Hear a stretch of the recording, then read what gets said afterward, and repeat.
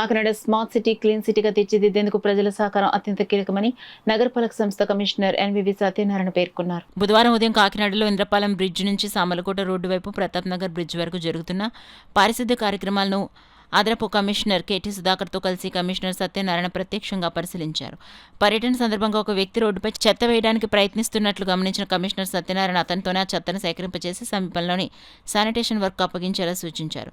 ప్రజలు బాధ్యతతో వ్యవహరించాల్సిన అవసరాన్ని సందర్భంగా గుర్తు చేశారు. ఈ సందర్భంగా ఇంద్రపాలెం ప్రాంతానికి చెందిన సిపిఎం నాయకులు విజయ్ కుమార్ కమిషనర్ను మర్యాదపూర్వకంగా కలిసి జెడ్ బ్రిడ్జ్ సమీపంలో డస్ట్బిన్లు ఏర్పాటు చేయాలని విజ్ఞప్తి చేశారు.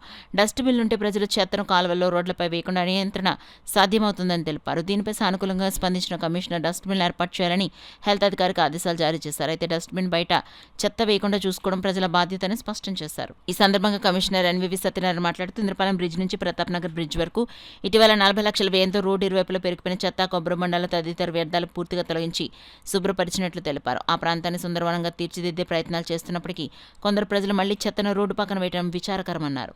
అదనపు కమిషనర్ కెటి సుధాకర్ మాట్లాడుతూ ప్రజలు తమ ఇళ్లలోని తడి, పొడి చెత్తను వేరువేరుగా నిల్వ చేసి పారిశుద్ధ్య కార్మికులు వచ్చినప్పుడు అప్పగించాలని లేదా సమీపంలో పెద్ద డస్ట్బిన్లలో వేయాలని కోరారు.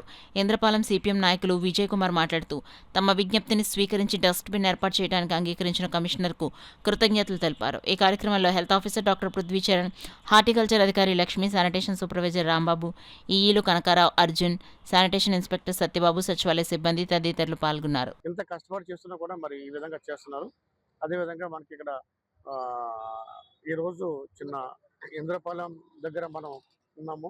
ఇంద్రపాలెం దగ్గర నుంచి ఈ బ్రిడ్జ్ దగ్గర, మన ప్రధాన బ్రిడ్జ్ దగ్గర ఇక్కడ ఉండే సమయంలో కొంతమంది, నేను స్వయంగా చూశాను, అవతల పక్కన బ్రిడ్జ్ దాటి వచ్చేసి చేసేస్తాడు ఆయన చెత్త పట్టుకొచ్చేసి. దానివల్ల 2 ప్రమాదాలు. ఇంత హెవీ రైన్, ఇంత హెవీ ట్రాఫిక్లో అతను ఓవర్ బ్రిడ్జ్, ఇది డివైడర్ దాటి మెయిన్ రోడ్ దాటి వస్తున్నాడు. ఆ సమయంలో ఏ ట్రాక్టరో, ఏ లారీయో, ఏ బండో గుద్దుకుంటే పరిస్థితి ఏంటి? ఆయన ప్రాణానికే రిస్క్. ఆల్రెడీ చెత్త బిన్ పెట్టాము, పట్టుకొచ్చి ఇక్కడే వేస్తున్నారు ఆయన.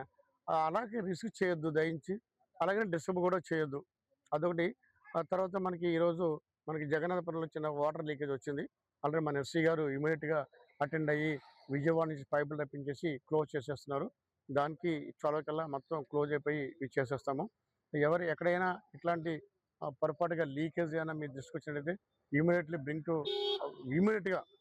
టు మై ఎస్సీ గారి నోటీస్. Immediately will attend.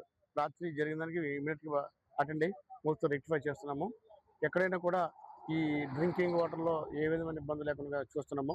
నిన్న మనం పెద్దాపురం డ్రింకింగ్ వాటర్ సప్లై సంబంధించిన కేంద్రం కూడా విజిట్ చేయడం జరిగింది. చెత్త ఎక్కడ పడితే అక్కడ వేయడం వలన మనకు చాలా లిటరింగ్ ఎక్కువగా ఉండి లిటర్ ఫ్రీ సిటీగా మనం చెప్పుకోలేకపోతున్నాము. ఎక్కడ పడితే అక్కడ లిటరింగ్ ఉంటా ఉంది.